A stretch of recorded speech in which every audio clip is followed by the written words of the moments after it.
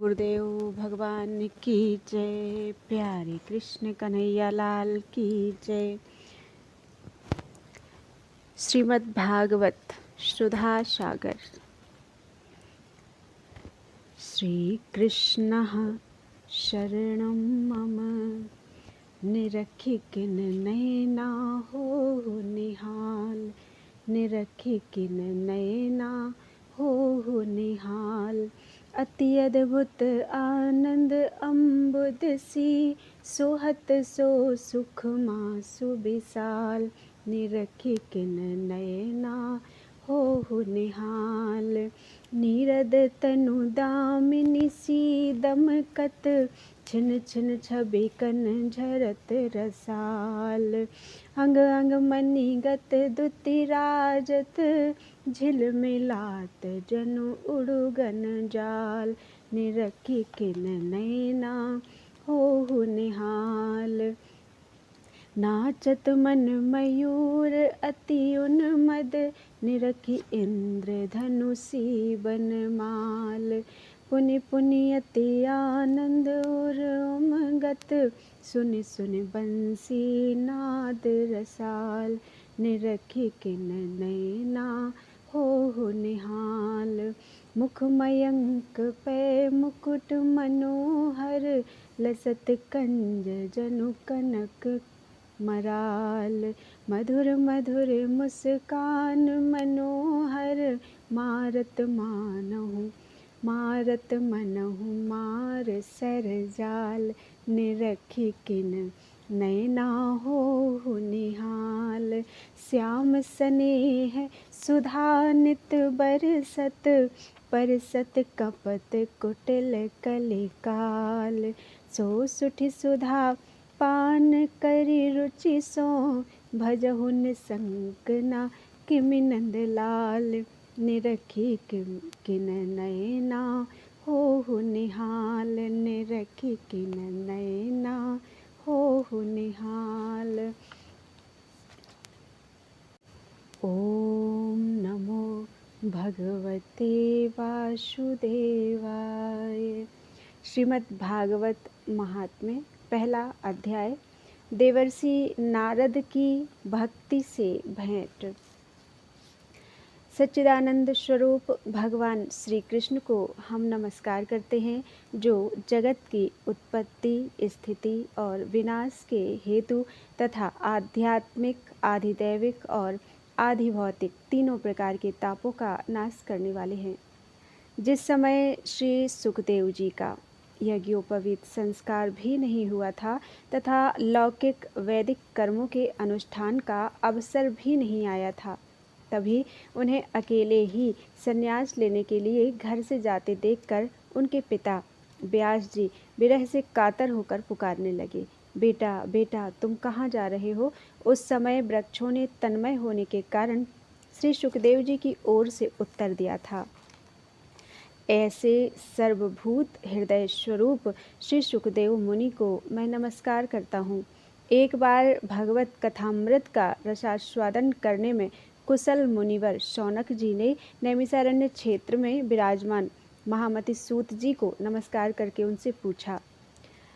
शौनक जी बोले, सूत जी, आपका ज्ञान अज्ञानांधकार को नष्ट करने के लिए करोड़ों सूर्यों के समान है।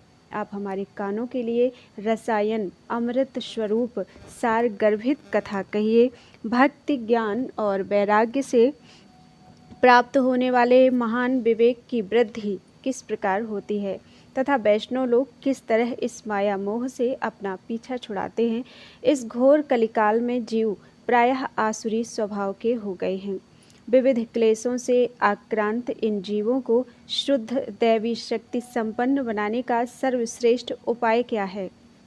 सूत जी, आप हमें कोई ऐसा शाश्वत साधन बताइए जो सबसे अधिक कल्याणकारी तथा पवित्र करने वालों में भी पवित्र हो तथा जो भगवान श्री कृष्ण की प्राप्ति करा दे। चिंतामणि केवल लौकिक सुख दे सकती है और कल्प वृक्ष अधिक से अधिक स्वर्गीय संपत्ति दे सकता है, परंतु गुरुदेव प्रसन्न होकर भगवान का योगी दुर्लभ नित्य वैकुंठ धाम दे देते हैं। सूत जी ने कहा, सौनक जी, तुम्हारे हृदय में भगवान का प्रेम है, इसलिए मैं विचार कर तुम्हें संपूर्ण सिद्धांतों का निष्कर्ष सुनाता हूँ, जो जन्म मृत्यु के भय का नाश कर देता है, जो भक्ति के प्रवाह को बढ़ाता है और भगवान श्री कृष्ण की प्रसन्नता का प्रधान कारण है। मैं तुम्हें वह साधन बतलाता हूँ, उसे सावधान होकर सुनो। श्री सुखदेव जी ने कलयुग में जीवों के काल रूपी सर्प के मुख का ग्रास होने के त्रास का आत्यंतिक नाश करने के लिए श्रीमद् भागवत शास्त्र का प्रवचन किया है। मन की शुद्धि के लिए इससे बढ़कर कोई साधन नहीं है। जब मनुष्य के जन्म जन्मांतर का पुण्य उदय होता है, तभी उसे इस भागवत शास्त्र की प्राप्ति होती है। जब सुखदेव जी राजा परीक्षित को यह कथा सुनाने के लिए सभा में विराजमान हुए, तब देवता लोग उनके पास अमृत का कलश लेकर आए। देवता अपना काम बनाने में बड़े कुशल होते हैं, अतः यहाँ भी सबने सुखदेव मुनि को नमस्कार करके कहा, आप यह अमृत लेकर बदले में हमें कथामृत का दान दीजिए। इस प्रकार परस्पर विनिमय अर्थात अदला बदली हो जाने पर राजा परीक्षित अमृत का पान करें और हम सब श्रीमद् भागवत रूप अमृत का पान करेंगे। इस संसार में कहाँ कांच और कहाँ महामूल्य मणि तथा कहाँ सुधा और कहाँ कथा। श्री सुखदेव जी ने यह सोचकर उस समय देवताओं की हंसी उड़ा दी। उन्हें भक्ति शून्य कथा का अनधिकारी जानकर कथामृत का दान नहीं किया। इस प्रकार यह श्रीमद् भागवत की कथा देवताओं को भी दुर्लभ है। पूर्व काल में श्रीमद् भागवत के श्रवण से ही राजा परीक्षित की मुक्ति देखकर ब्रह्मा जी को भी बड़ा आश्चर्य हुआ था। उन्होंने सत्यलोक में तराजू बांधकर सब साधनों को तौला, अन्य सभी साधन तौल में हल्के पड़ गए। अपने महत्व के कारण भागवत ही सबसे भारी रहा।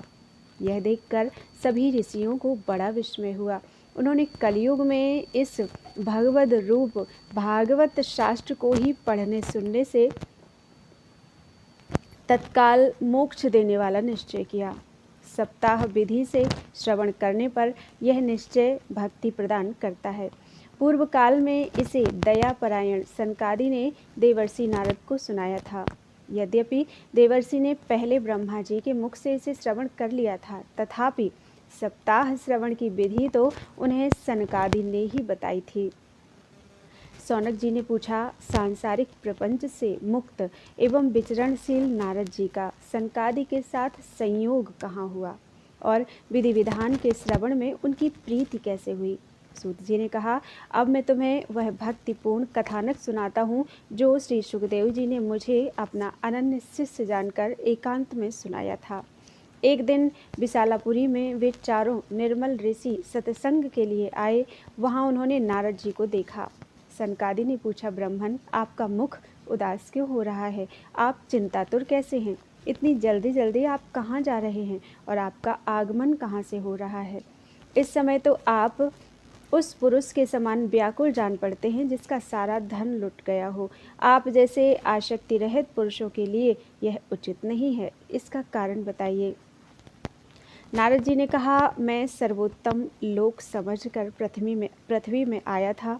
यहाँ पुष्कर, प्रयाग, काशी, गोदावरी, नासिक, हरिद्वार, कुरुक्षेत्र, श्रीरंग और सेतुबंध आदि कई तीर्थों में इधर उधर विचरता रहा, किंतु मुझे कहीं भी मन को संतोष देने वाली शांति नहीं मिली। इस समय अधर्म के सहायक कलयुग ने सारी पृथ्वी को पीड़ित कर रखा है। अब यहाँ सत्य, तप, शौच अर्थात बाहर भीतर की पवित्रता, दया, दान आदि कुछ भी नहीं है। बेचारे जीव केवल अपना पेट पालने में लगे हुए हैं। वे असत्यभाषी, आलसी, मंदबुद्धि, भाग्यहीन, उपद्रवग्रस्त हो गए हैं। जो साधु संत कहे जाते हैं वे पूरे पाखंडी हो गए हैं। देखने में तो वे विरक्त हैं, किंतु स्त्री, धन आदि सभी का परिग्रह करते हैं। घरों में स्त्रियों का राज्य है। साले सलाहकार बने हुए हैं। लोभ से लोग कन्या विक्रय करते हैं और स्त्री पुरुषों में कलह मचा रहता है। महात्माओं के आश्रम, तीर्थ और नदियों पर यवनों अर्थात विधर्मियों का अधिकार हो गया है। उन दुष्टों ने बहुत से देवालय भी नष्ट कर दिए हैं। इस समय यहाँ ना कोई योगी है, ना सिद्ध है, ना ज्ञानी है और ना सत्कर्म करने वाला ही है। सारे साधन इस समय कलिरूप दावानल से जलकर भस्म हो गए हैं। इस कलयुग में सभी देशवासी बाजारों में अन्न बेचने लगे हैं। ब्राह्मण लोग पैसा लेकर वेद पढ़ाते हैं और स्त्रियां वैश्यावृत्ति से निर्वाह करने लगी हैं। इस तरह कलयुग के दोष देखता और पृथ्वी पर विचरता हुआ मैं यमुना जी के तट पर पहुंचा, जहां भगवान श्री कृष्ण की अनेकों लीलाएं हो चुकी हैं। मुनिवरों सुनिए, वहां मैंने एक बड़ा आश्चर्य देखा।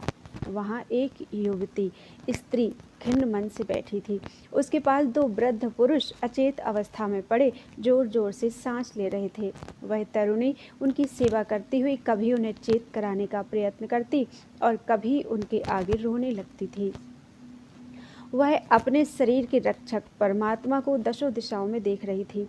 उसके चारों ओर सैकड़ों स्त्रियां उसे पंखा झल रही थी और बार बार समझाती जाती थीं। दूर से यह सब चरित्र देखकर मैं कौतूहलवश उसके पास चला गया। मुझे देखकर वह युवती खड़ी हो गई और बड़ी व्याकुल होकर कहने लगी। युवती ने कहा, महात्मा जी, क्षण भर ठहर जाइए और मेरी चिंता को भी नष्ट कर दीजिए।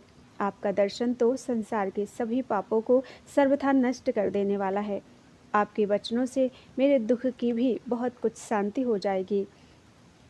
मनुष्य का जब बड़ा भाग्य होता है तभी आपके दर्शन हुआ करते हैं। नारद जी कहते हैं, तब मैंने उस स्त्री से पूछा, देवी तुम कौन हो? ये दोनों पुरुष तुम्हारे क्या होते हैं? और तुम्हारे पास ये कमल नैनी देवियाँ कौन हैं?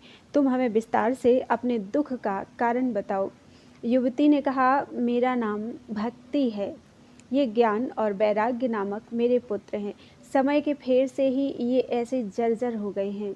ये देवियाँ गंगा जी आदि नदियाँ हैं। ये सब मेरी सेवा करने के लिए ही आई हैं। इस प्रकार साक्षात देवियों के द्वारा सेवित होने पर भी मुझे सुख शांति नहीं है। तपोधन, अब ध्यान देकर मेरा वृत्तांत सुनिए। मेरी कथा वैसे तो प्रसिद्ध है, फिर भी उसे सुनकर आप मुझे शांति प्रदान करें। मैं द्रविड़ देश में उत्पन्न हुई, कर्नाटक में बढ़ी, कहीं कहीं महाराष्ट्र में सम्मानित हुई, किंतु गुजरात में मुझको बुढ़ापे ने आ घेरा। वहाँ घोर कलयुग के प्रभाव से पाखंडियों ने मुझे अंग भंग कर दिया। चिरकाल तक यह अवस्था रहने के कारण मैं अपने पुत्रों के साथ दुर्बल और निस्तेज हो गई। अब जब से मैं वृंदावन आई तब से पुनः परम सुंदरी रूपवती नवयुवती हो गई हूँ, किंतु सामने पड़े हुए ये दोनों मेरे पुत्र थके मांदे दुखी हो रहे हैं। अब मैं यह स्थान छोड़कर अन्यत्र जाना चाहती हूँ। ये दोनों बूढ़े हो गए हैं, इसी दुख से मैं दुखी हूँ। मैं तरुणी क्यों और ये दोनों मेरे पुत्र बूढ़े क्यों? हम तीनों साथ साथ रहने वाले हैं, फिर यह विपरीतता क्यों? होना तो यह चाहिए कि माता बूढ़ी हो और पुत्र तरुण। इसी से मैं आश्चर्यचकित चित्त से अपनी इस अवस्था पर शोक करती रहती हूँ। आप परम बुद्धिमान एवं योग निधि हैं, इसका क्या कारण हो सकता है, बताइए। नारद जी ने कहा, साध्वी, मैं अपने हृदय में ज्ञान दृष्टि से तुम्हारे संपूर्ण दुख का कारण देखता हूँ। तुम्हें विषाद नहीं करना चाहिए। श्री हरि तुम्हारा कल्याण करेंगे। सूत जी कहते हैं, मुनिवर, नारद जी ने एक क्षण में ही उसका कारण जानकर कहा। नारद जी ने कहा, देवी सावधान होकर सुनो। यह दारुण कलयुग है। इसी से इस समय सदाचार, योग मार्ग और तप आदि सभी लुप्त हो गए हैं। लोग सठता और दुष्कर्म में लगकर अघासुर बन रहे हैं। संसार में जहाँ देखो वहीं सत्पुरुष दुख से म्लान हैं और दुष्ट सुखी हो रहे हैं। इस समय जिस बुद्धिमान पुरुष का धैर्य बना रहे वही बड़ा ज्ञानी या पंडित है। पृथ्वी क्रमशः प्रतिवर्ष शेष जी के लिए भार रूप होती जा रही है। अब यह छूने योग्य तो क्या, देखने योग्य भी नहीं रह गई है और न इसमें कहीं मंगल ही दिखाई देता है। अब किसी को पुत्रों के साथ तुम्हारा दर्शन भी नहीं होता।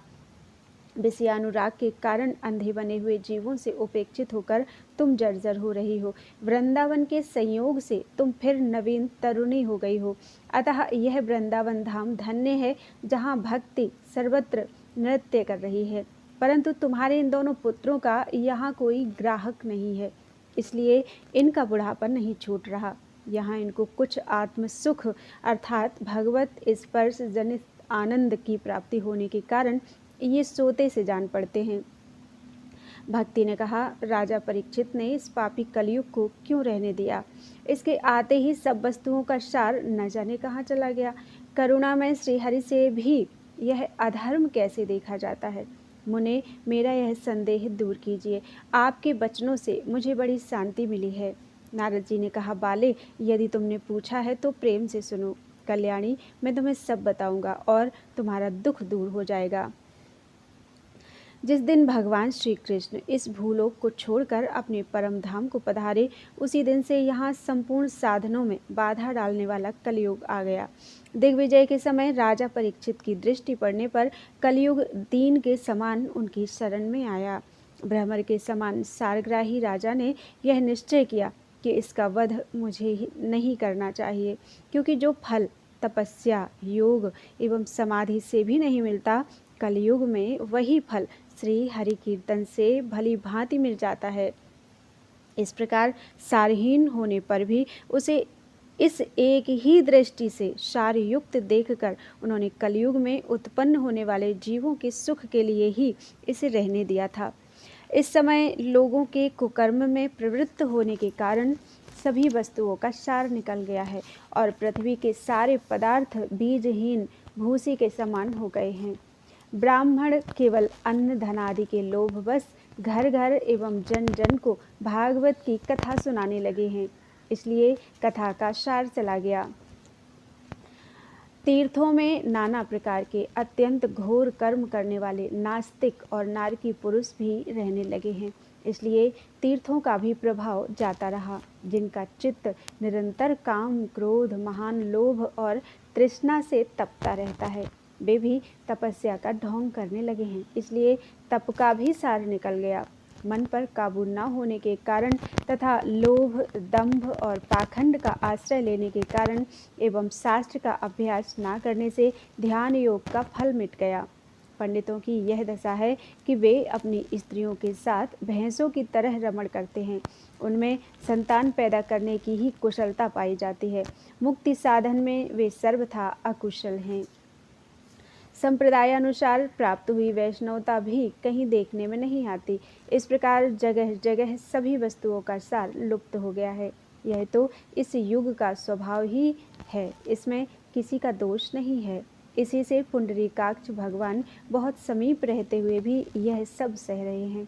सूत जी कहते हैं, सौनक जी, इस प्रकार देवर्षि नारद के वचन सुनकर भक्ति को बड़ा आश्चर्य हुआ। फिर उसने जो कुछ कहा उसे सुनिए। भक्ति ने कहा, देवर्षि, आप धन्य हैं। मेरा बड़ा सौभाग्य था जो आपका समागम हुआ। संसार में साधुओं का दर्शन ही समस्त सिद्धियों का परम कारण है। आपका केवल एक बार का उपदेश धारण करके कयाधु कुमार प्रहलाद ने माया पर विजय प्राप्त कर ली थी। ध्रुव ने भी आपकी कृपा से ही ध्रुव पद प्राप्त किया था। आप सर्व मंगलमय और साक्षात श्री ब्रह्मा जी के पुत्र हैं। मैं आपको नमस्कार करती हूँ। बोलो वृंदावन बिहारी लाल की जय। दूसरा अध्याय, भक्ति का दुख दूर करने के लिए नारद जी का उद्योग।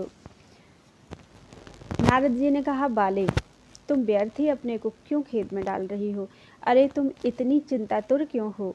भगवान श्री कृष्ण के चरण कमलों का चिंतन करो। उनकी कृपा से तुम्हारा सारा दुख दूर हो जाएगा। जिन्होंने कौरवों के अत्याचार से द्रौपदी की रक्षा की थी और गोप सुंदरियों को शनाथ किया था, वे श्री कृष्ण कहीं चले थोड़े ही गए हैं। फिर तुम तो भक्ति हो और सदा उन्हें प्राणों से भी प्यारी हो। तुम्हारे बुलाने पर तो भगवान नीचों के घरों में भी चले जाते हैं। सतयुग, त्रेता और द्वापर, इन 3 युगों में ज्ञान और वैराग्य मुक्ति के साधन थे, किंतु कलयुग में तो केवल भक्ति ही ब्रह्म सायुज्य की प्राप्ति कराने वाली है। यह सोचकर ही परमानंद चिन्ह मूर्ति ज्ञान स्वरूप श्रीहरि ने अपने सत स्वरूप से तुम्हें रचा है। तुम साक्षात श्री कृष्णचंद्र की प्रिया और परम सुंदरी हो। एक बार जब तुमने हाथ जोड़कर पूछा था कि मैं क्या करूं, तब भगवान ने तुम्हें यही आज्ञा दी थी कि मेरे भक्तों का पोषण करो। तुमने भगवान की वह आज्ञा स्वीकार कर ली। इससे तुम पर श्रीहरि बहुत प्रसन्न हुए और तुम्हारी सेवा करने के लिए मुक्ति को तुम्हें दासी के रूप में दे दिया और इन ज्ञान वैराग्य को पुत्रों के रूप में। तुम अपने साक्षात स्वरूप से वैकुंठ धाम में ही भक्तों का पोषण करती हो। भूलोक में तो तुमने उनकी पुष्टि के लिए केवल छाया रूप धारण कर रखा है। तब तुम मुक्ति, ज्ञान और वैराग्य को साथ लिए पृथ्वी तल पर आई और सतयुग से द्वापर पर्यंत बड़े आनंद से रही। कलयुग में तुम्हारी दासी मुक्ति पाखंड रूप रोग से पीड़ित होकर क्षीण होने लगी थी, इसलिए वह तो तुरंत ही तुम्हारी आज्ञा से वैकुंठ लोक को चली गई। इस लोक में भी तुम्हारे स्मरण करने से ही वह आती है और फिर चली जाती है, किंतु इन ज्ञान वैराग्य को तुमने पुत्र मानकर अपने पास ही रख छोड़ा है। फिर भी कलयुग में इनकी उपेक्षा होने के कारण तुम्हारे ये पुत्र उत्साहहीन और वृद्ध हो गए हैं। फिर भी तुम चिंता ना करो, मैं इनके नवजीवन का उपाय सोचता हूँ। सुमुखी, कली के समान कोई भी युग नहीं है। इस युग में मैं तुम्हें घर घर में प्रत्येक पुरुष के हृदय में स्थापित कर दूंगा। देखो, अन्य सब धर्मों को दबाकर और भक्ति विषयक महोत्सवों को आगे रखकर यदि मैंने लोक में तुम्हारा प्रचार ना किया तो मैं श्रीहरि का दास नहीं। इस कलयुग में जो जीव तुमसे युक्त होंगे वे पापी होने पर भी बेखटके भगवान श्री कृष्ण के अभय धाम को प्राप्त होंगे। जिनके हृदय में निरंतर प्रेम रूपिणी भक्ति निवास करती है, वे शुद्धांतःकरण पुरुष स्वप्न में भी यमराज को नहीं देखते। जिनके हृदय में भक्ति महारानी का निवास है, उन्हें प्रेत, पिशाच, राक्षस या दैत्य आदि स्पर्श करने में भी समर्थ नहीं हो सकते। भगवान तप, वेदाध्ययन, ज्ञान और कर्म आदि किसी भी साधन से वश में नहीं किए जा सकते। वे केवल भक्ति से ही वशीभूत होते हैं। इसमें श्री गोपीजन प्रमाण हैं। मनुष्यों का सहस्त्रों जन्म के पुण्य प्रताप से भक्ति में अनुराग होता है। कलयुग में केवल भक्ति ही सार है। भक्ति से तो साक्षात श्री कृष्णचंद्र सामने उपस्थित हो जाते हैं। जो लोग भक्ति से द्रोह करते हैं वे तीनों लोकों में दुख ही दुख पाते हैं। पूर्व काल में भक्त का तिरस्कार करने वाले दुर्वासा ऋषि को बड़ा कष्ट उठाना पड़ा था। बस व्रत, तीर्थ, योग, यज्ञ और ज्ञान चर्चा आदि बहुत से साधनों की कोई आवश्यकता नहीं है। एकमात्र भक्ति ही मुक्ति देने वाली है।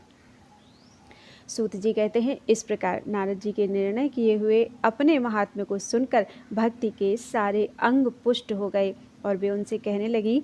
भक्ति ने कहा, नारद जी आप धन्य हैं, आपकी मुझ में निश्चल प्रीति है।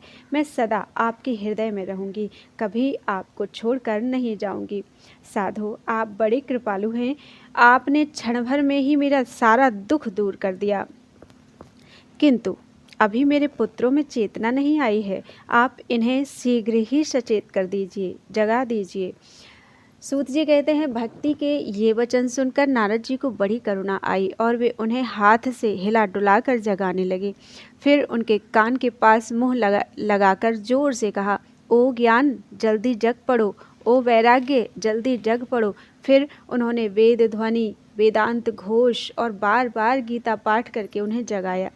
इससे वे जैसे तैसे बहुत जोर लगाकर उठे, किंतु आलस्य के कारण वे दोनों जम्हाई लेते रहे।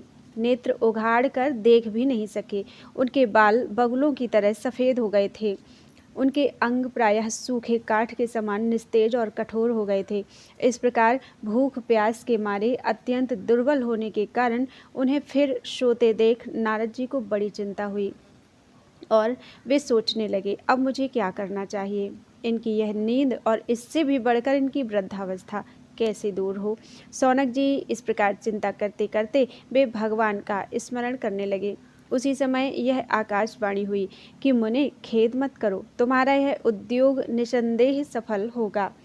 देवर से इसके लिए तुम एक सत्कर्म करो, वह कर्म तुम्हें संत शिरोमणि महानुभाव बताएंगे।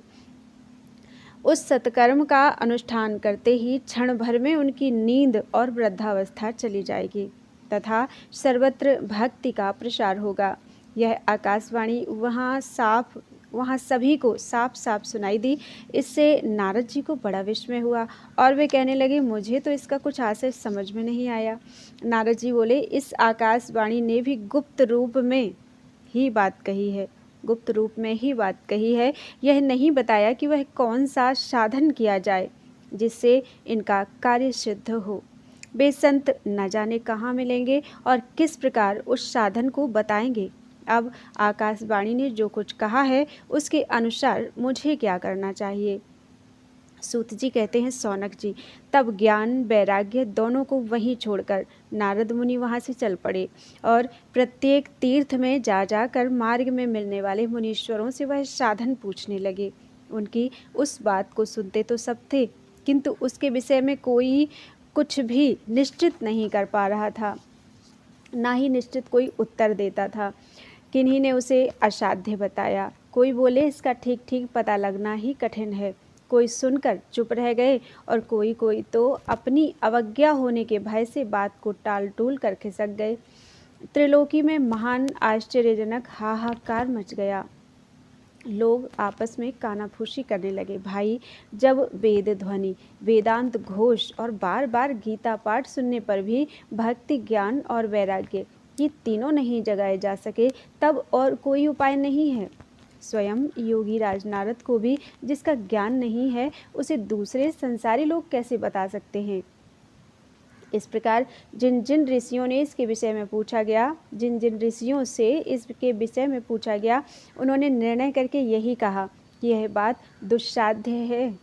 तब नारद जी बहुत चिंतातुर हुए और बदरी वन में आए। ज्ञान वैराग्य को जगाने के लिए वहाँ उन्होंने यह निश्चय किया कि मैं तप करूँगा। इसी समय उन्हें अपने सामने करोड़ों सूर्यों के समान तेजस्वी सनकादि मुनीश्वर दिखाई दिए। उन्हें देखकर वे मुनि श्रेष्ठ कहने लगे। नारद जी ने कहा, महात्माओं, इस समय बड़े भाग्य से मेरा आप लोगों के साथ समागम हुआ है। आप मुझ पर कृपा करके शीघ्र ही वह साधन बताइए। आप सभी लोग बड़े योगी, बुद्धिमान और विद्वान हैं। आप देखने में 5-5 वर्ष के बालक से जान पड़ते हैं, किंतु हैं पूर्वजों के भी पूर्वज। आप लोग सदा वैकुंठ धाम में निवास करते हैं, निरंतर हरि कीर्तन में तत्पर रहते हैं, भगवत लीलामृत का रसास्वादन कर सदा उसी में उन्मत्त रहते हैं और एकमात्र भगवत कथा ही आपके जीवन का आधार है। हरि शरणम, भगवान ही हमारे रक्षक हैं, यह वाक्य मंत्र सर्वदा आपके मुख में रहता है। इसी से काल प्रेरित वृद्धावस्था भी आपको बाधा नहीं पहुंचाती। पूर्व काल में आपके भ्रूभंग मात्र से भगवान विष्णु के द्वारपाल जय और विजय तुरंत पृथ्वी पर गिर गए थे और फिर आपकी ही कृपा से वे पुनः वैकुंठ लोक को चले गए। धन्य है, इस समय आपका दर्शन बड़े सौभाग्य से ही हुआ है। मैं बहुत दीन हूँ और आप लोग स्वभाव से ही दयालु हैं, इसलिए मुझ पर आपको अवश्य कृपा करनी चाहिए। बताइए, आकाशवाणी ने जिसके विषय में कहा है वह कौन सा साधन है और मुझे किस प्रकार उसका अनुष्ठान करना चाहिए। आप इसका विस्तार से वर्णन कीजिए। भक्ति, ज्ञान और वैराग्य को किस प्रकार सुख मिल सकता है और किस तरह इनकी प्रेम पूर्वक सब वर्णों में प्रतिष्ठा की जा सकती है। सनकादि ने कहा, देवर्षि, आप चिंता न करें, मन में प्रसन्न हो। उनके उद्धार का एक सरल उपाय पहले से ही विद्यमान है। नारद जी, आप धन्य हैं, आप विरक्तों के शिरोमणि हैं, श्री कृष्ण दासों के शाश्वत पथ प्रदर्शक एवं भक्ति योग के भास्कर हैं। आप भक्ति के लिए जो उद्योग कर रहे हैं, यह आपके लिए कोई आश्चर्य की बात नहीं समझनी चाहिए। भगवान के भक्त के लिए तो भक्ति की सम्यक स्थापना करना सदा उचित ही है। ऋषियों ने संसार में अनेकों मार्ग प्रकट किए हैं, किंतु वे सभी कष्ट साध्य हैं और परिणाम में प्रायः स्वर्ग की ही प्राप्ति कराने वाले हैं। अभी तक भगवान की प्राप्ति कराने वाला मार्ग तो गुप्त ही रहा है। उसका उपदेश करने वाला पुरुष प्रायः भाग्य से ही मिलता है। आपको आकाशवाणी ने जिस सत्कर्म का संकेत किया है उसे हम बतलाते हैं। आप प्रसन्न और समाहित चित्त होकर सुनिए। नारद जी, द्रव्य यज्ञ, तपो यज्ञ, योग यज्ञ और स्वाध्याय रूप ज्ञान यज्ञ, ये सब तो स्वर्ग आदि की प्राप्ति कराने वाले कर्म की ही ओर संकेत करते हैं। पंडितों ने ज्ञान यज्ञ को ही सत्कर्म अर्थात मुक्तिदायक कर्म का सूचक माना है। वह श्रीमद् भागवत का पारायण है, जिसका गान शुकादि महानुभावों ने किया है। उसके शब्द सुनने से ही भक्ति, ज्ञान और वैराग्य को बड़ा बल मिलेगा। इससे ज्ञान वैराग्य का कष्ट मिट जाएगा और भक्ति को आनंद मिलेगा। सिंह की गर्जना सुनकर जैसे भेड़िए भाग जाते हैं, उसी प्रकार श्रीमद् भागवत की ध्वनि से कलयुग के सारे दोष नष्ट हो जाएंगे। तब प्रेम रस प्रवाहित करने वाली भक्ति, ज्ञान और वैराग्य को साथ लेकर प्रत्येक घर और व्यक्ति के हृदय में क्रीड़ा करेगी भक्ति।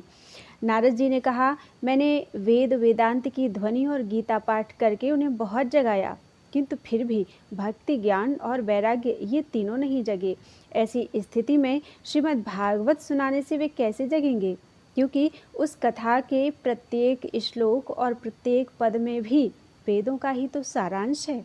आप लोग शरणागत वत्सल हैं तथा आपका दर्शन कभी व्यर्थ नहीं होता। इसलिए मेरा यह संदेह दूर कर दीजिए, इस कार्य में विलंब न कीजिए। सनकादि ने कहा, श्रीमद् भागवत की कथा वेद और उपनिषदों के सार से बनी है, इसलिए उनसे अलग उनकी फल रूपा होने के कारण वह बड़ी उत्तम जान पड़ती है। जिस प्रकार रस वृक्ष की जड़ से लेकर शाखाग्र पर्यंत रहता है, किंतु इस स्थिति में उसका आस्वादन नहीं किया जा सकता, वही जब अलग होकर फल के रूप में आ जाता है, तब संसार में सभी को प्रिय लगने लगता है। दूध में घी रहता ही है, किंतु उस समय उसका अलग स्वाद नहीं मिलता। वही जब उससे अलग हो जाता है, तब देवताओं के लिए भी स्वादवर्धक हो जाता है। खांड ईख के ओर छोर और बीच में भी व्याप्त रहती है, तथापि अलग होने पर उसकी कुछ और ही मिठास होती है। ऐसी ही यह भागवत की कथा है। यह भागवत पुराण वेदों के समान है। श्री व्यासदेव जी ने इसे भक्ति, ज्ञान और वैराग्य की स्थापना के लिए प्रकाशित किया है। पूर्व काल में जिस समय वेद वेदांत के पारगामी और गीता की भी रचना करने वाले भगवान व्यासदेव खिन्न होकर अज्ञान समुद्र में गोते खा रहे थे, उस समय आपने ही उन्हें 4 श्लोकों में इसका उपदेश किया था। इसे सुनते ही उनकी सारी चिंता दूर हो गई थी। फिर इसमें आपको आश्चर्य क्यों हो रहा है? जो आप हमसे प्रश्न कर रहे हैं, आपको उन्हें शोक और दुख का विनाश करने वाला श्रीमद् भागवत पुराण सुनाना चाहिए।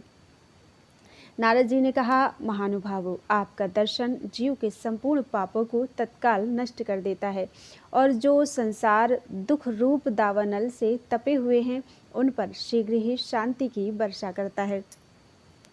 आप निरंतर शेष जी के सहस्त्र मुखों से गाए हुए भगवत कथामृत का ही पान करते रहते हैं। मैं प्रेम लक्षणा भक्ति का प्रकाश करने के उद्देश्य से आपकी शरण लेता हूँ। जब अनेकों जन्मों के संचित पुण्य पुंज का उदय होने से मनुष्य को सत्संग मिलता है, तब वह उसके अज्ञान जनित मोह और मद रूपी अंधकार का नाश करके विवेक उदय होता है। बोलो वृंदावन बिहारी लाल की जय। त्वदीयं वस्तु गोविंदम तुभ्यमेव समर्पितम्।